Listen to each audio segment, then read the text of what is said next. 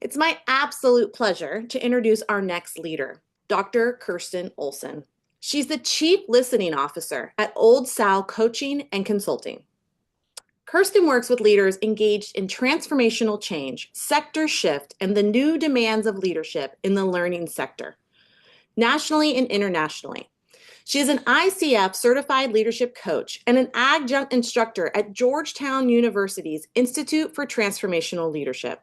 She holds a doctorate degree from Harvard University's Graduate School of Education, where she focused on the systematic demands of large-scale educational improvement, and is the author of The Mindful School Leader, Wounded by School, and Schools as Colonizers.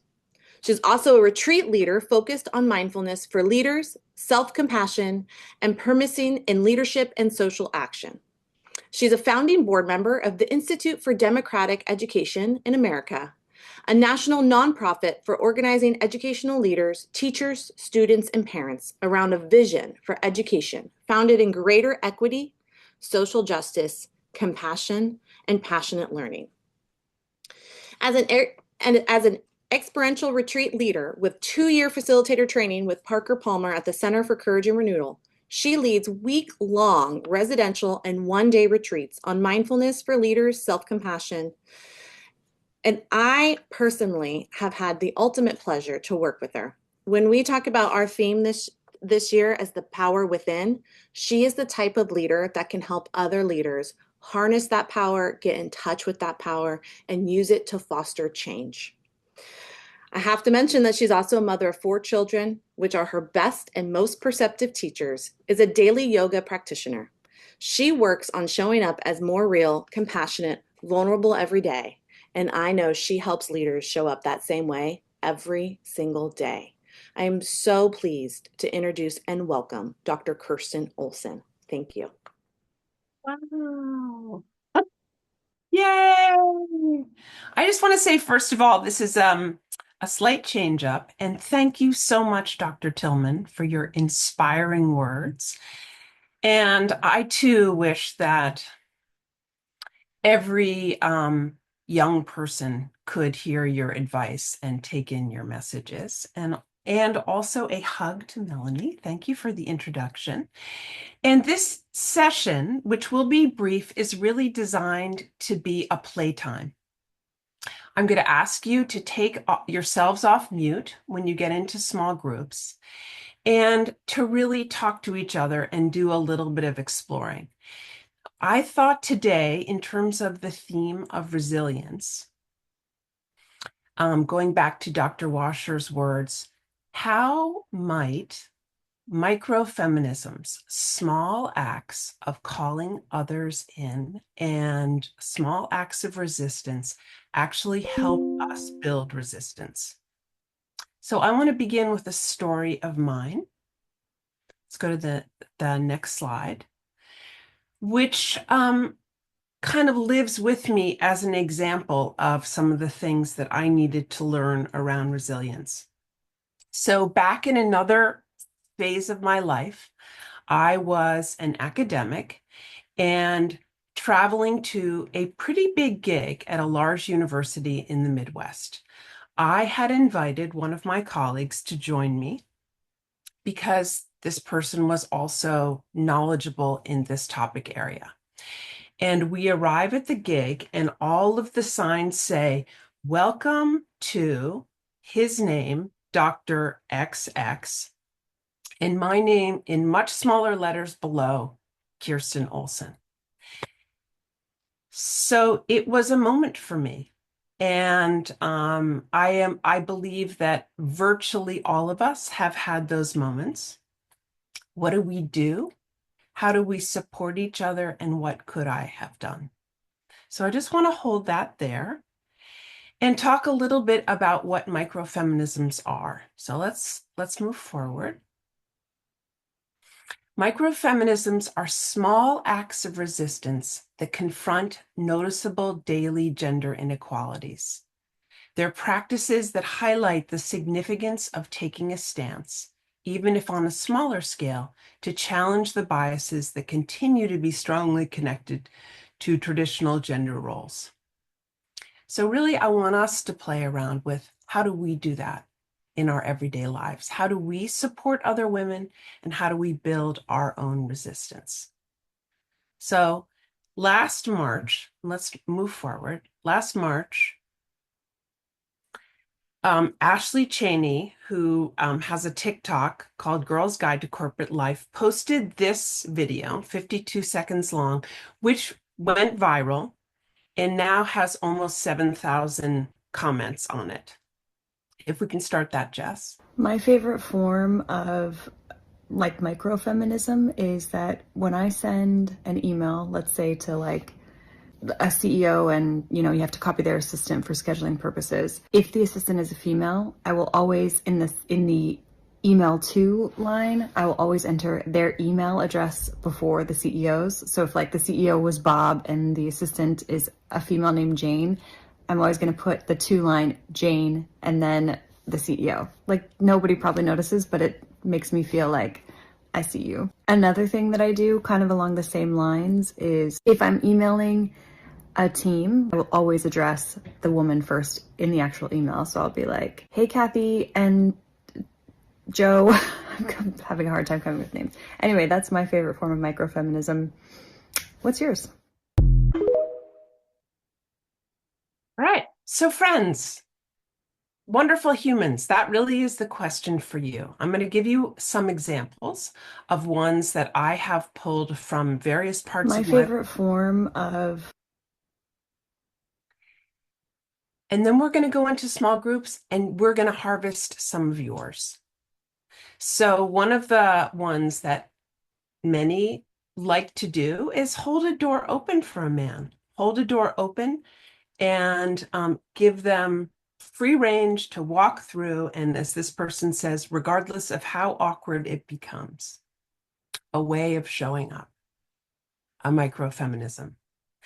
Not moving over when walking, taking up space on the sidewalk and just continuing to walk and noticing what happens.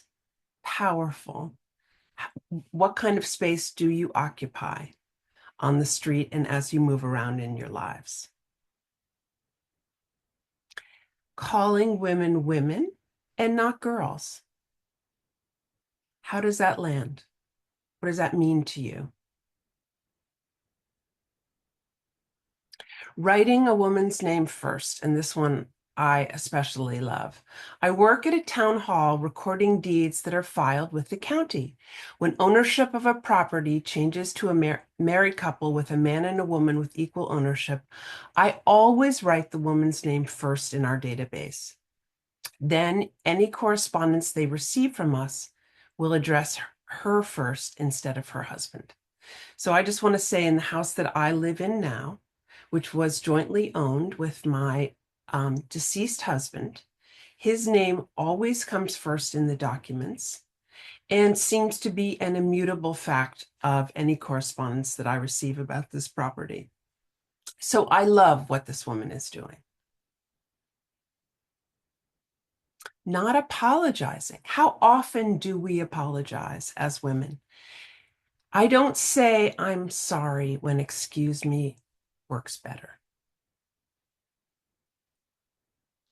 Using women or BIPOC folks in stock photos. So I prepare a lot of presentations and slides, as I think many of us do in this conference, and simply changing up the visual look of things, an incredibly powerful act of resistance and also of resilience. Who gets seen and why? Switching the genders in AI devices. So I have for years had an Alexa.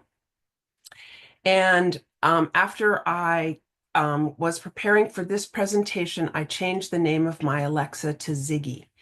And I just want to say this is something you all can do.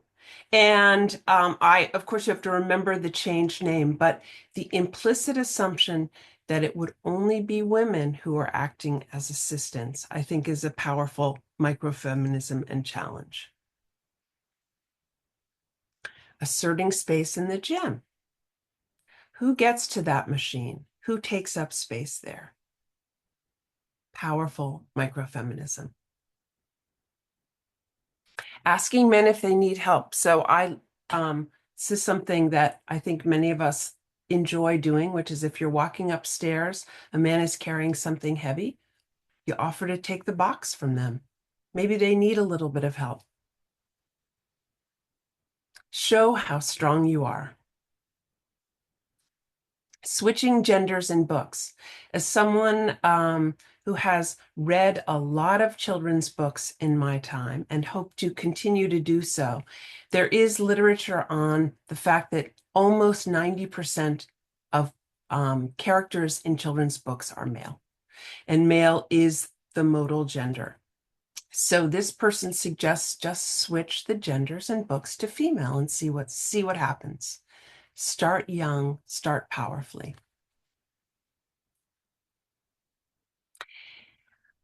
This one is a woman who says to her husband when she notices that he is getting emotional, "Honey, why are you getting so emotional? I'm really hoping and wishing you could stay a little more centered and logical like me."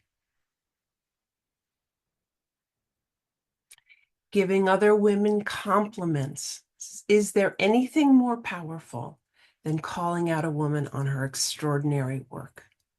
Noticing what she does and making sure the rest of the world sees it and knows about it. Something that I see in this group so powerfully. So what are your favorites, women? What are you intending to do as a small piece of resistance and calling in your life? I'm going to ask you all to go into breakout groups and come back and tell us about what you like to do and how it makes you feel to do so. What are your favorite acts of microfeminism? Back. Yes, I'm back. Yes. So I want to encourage, again, this is we don't have tons of time, but this is a moment really for us to play together a little bit and to join together at the heart of this conference. So personally, my breakout group was beautiful and meaningful, and I want to hear from some other folks about what was said, or maybe you can throw some things in the chat about some microfeminisms that you are doing or inspired to do. But I wanted to ask Michelle. Michelle, would you be willing to come on and just talk a little bit about your experience, your journey? Well, it's a long one, but I'm happy to share a few thoughts. I'll be brief. I am a survivor of a religious cult and a 34-year marriage where the men were always put on a pedestal. And so identifying my own weaknesses, I guess you could say, and my own strengths has been very liberating. And you asked a question in the breakout, like, what is your, I can't remember how you phrased it, but I was thinking about it. And I realized what I've come to is I'm just no longer willing to associate with people.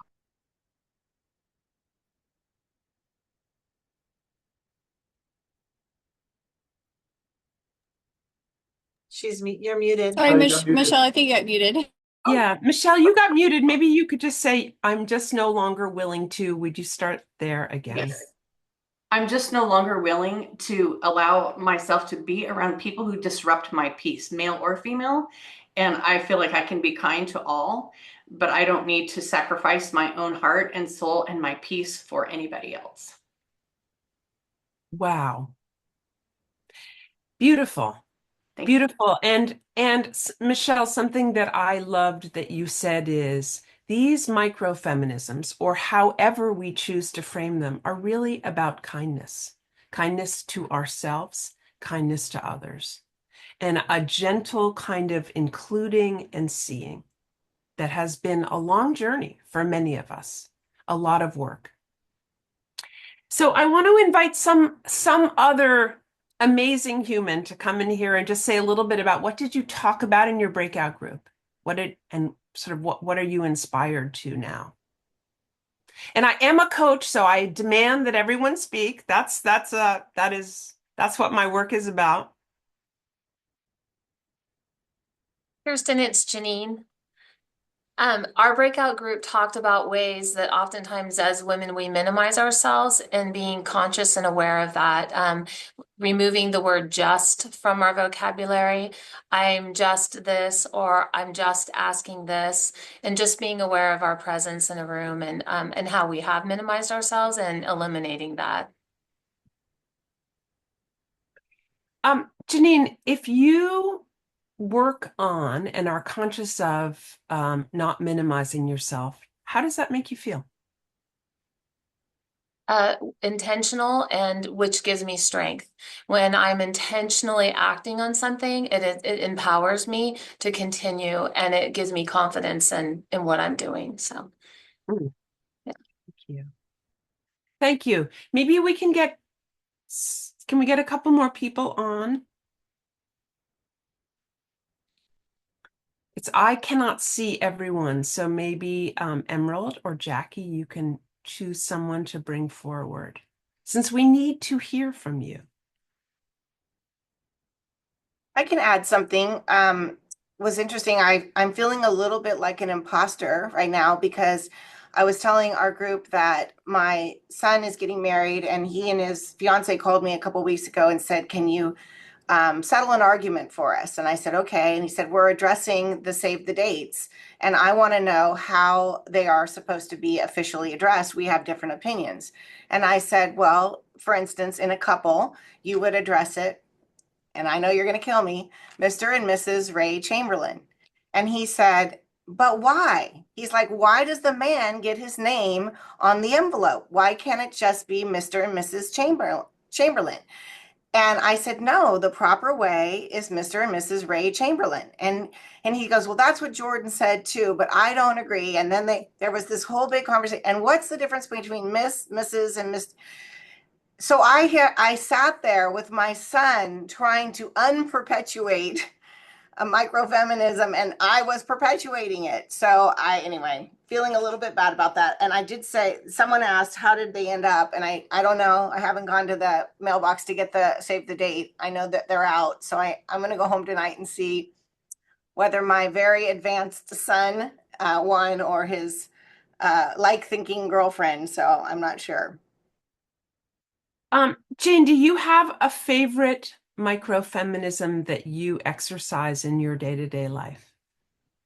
Not, I don't know that we would call it a microfeminism, but one of the things that I said in my room was, we were talking about complimenting each other and making sure that we do that. And I said the other thing too that I think is important is not just complimenting someone, but remembering to raise their name in the rooms where it matters. And I know we've said that before, but if you're a woman and you're in the room where decisions are being made, you're in the room. So you don't need to promote yourself. You need to promote other women that are not in the room. And so I think that that's just one of the pieces that I try to do on a regular basis. Yeah. And you do it so beautifully, Jane.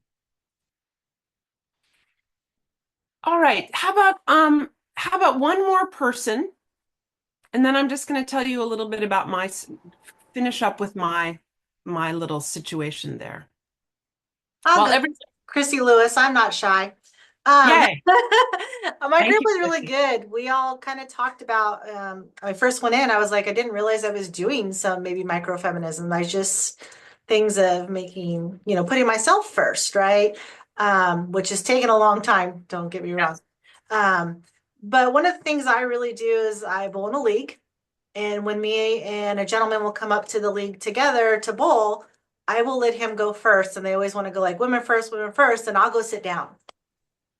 Love it. And let them go. But we all kind of, agreed that I feel like we didn't really realize some of the things we were doing was that, but it was just more of an empowering of people and not saying that we're sorry, because sorry is an apology for something you did wrong. It's not something that you need to interrupt somebody to talk about. It's not something you say about how you feel. So I think those were some of the things that we talked about in there. I love it. I love it. And I'm also thinking about how is there some way that we could collect some of the things that came up in the breakout groups to inspire other people with what we've said. As I say, the comments on that 52-minute TikTok video are now over 7,000. So there are amazing things that just help bring us into the world in new and more powerful, kind, but also centered and grounded, thoughtful ways as women. So I want to just finish up with what I ended up doing at my gig way back when I realized that I really did need to do work around women's leadership and that this was a calling for me. This event was organized by women, and I took the organizer aside and I said, hey, I just want to let you know how this is feeling. And I don't want to make it into a big deal. Here I was apologizing and getting small. Don't want to make it into a big deal. I just want to notice that that happened. And so the organizing group took down almost immediately all of the signs, and they had them redone while we were talking and put them back up with both of our titles. So just to say that all of these small, really seemingly inconsequential acts together really do matter for us in ourselves, as Janine said, but really for the larger world and the ways in which we support each other.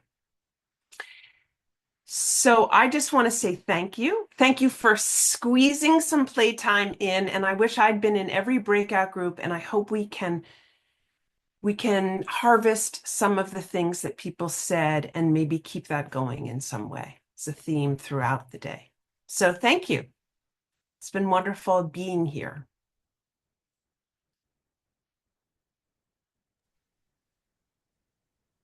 All right, Dr. Olson, thank you so much for your beautiful words and your presence. Just so graceful. And for me, at least, it just made me feel like it's just a great way to walk through the day and utilize these microfeminisms, not saying sorry, not feeling bad, but doing it with grace and kindness, doing it purposefully with intention. But standing our ground. So thank you so much for your words and these activities and giving us the space in the breakout groups. It's so appreciated. So now we want to spend just a little bit of time walking through any questions folks have. So please drop those questions in the chat, and I'll start with the first one if we can do so. That first question that we have for you, Dr. Olson, is when you're coaching others, what is the one thing you wish that all women didn't fear about their path to success? Okay, I'm suddenly been unmuted again, which is a good metaphoric place to be. I think that many of us, whether we're aware of it or not, fear visibility and taking up space. And I think learning to be visible, learning and feeling truly confident that whatever we have to say, there is a powerful group of folks out there who are supporting us and who are linked arms with us, not being afraid to use our own voices and to say what we mean. I think that is often the work that I am doing with leaders of all genders, but in particular women and women who come from backgrounds which say being small is exactly the right way for you to be. Take up less space and don't say what you mean.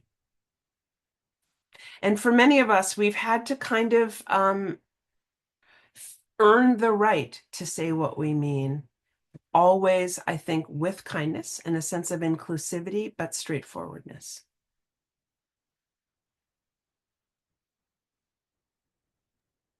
Thank you. I love that. Say what you mean. That's always really important. That way, there's no confusion. Thank Yeah. you. So I have a couple of more questions for you. The next is, what advice do you have for women that feel or have been told that they can be too loud or too bold or too much? I have Mm. certainly had that experience. Mhm. Oh, yes. Yeah. Um, I think the first thing is find yourself some colleagues who also have bold, big, powerful voices. Hang out with them, watch them, get support from them, follow follow the right people. Make sure you are colleaguing with the right people. And then also, um, question the source of that assessment. Who's saying that and why?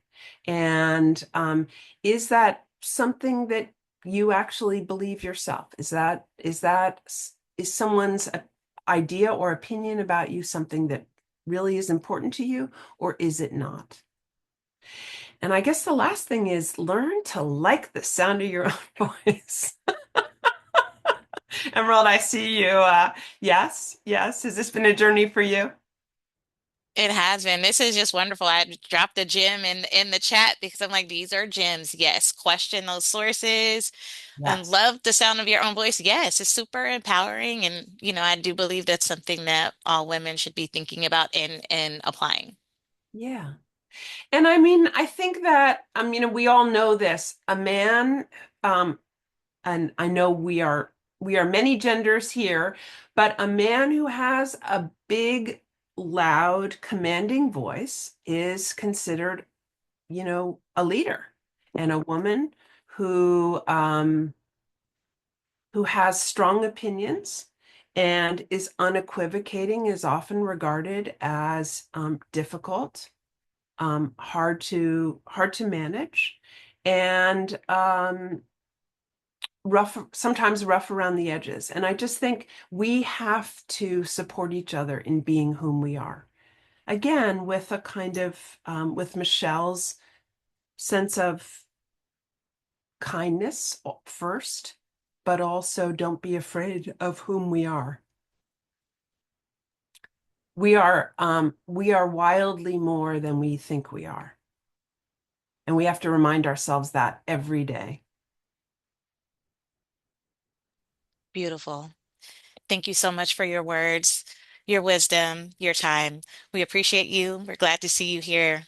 And again, thank you for being here and sharing all of that with us.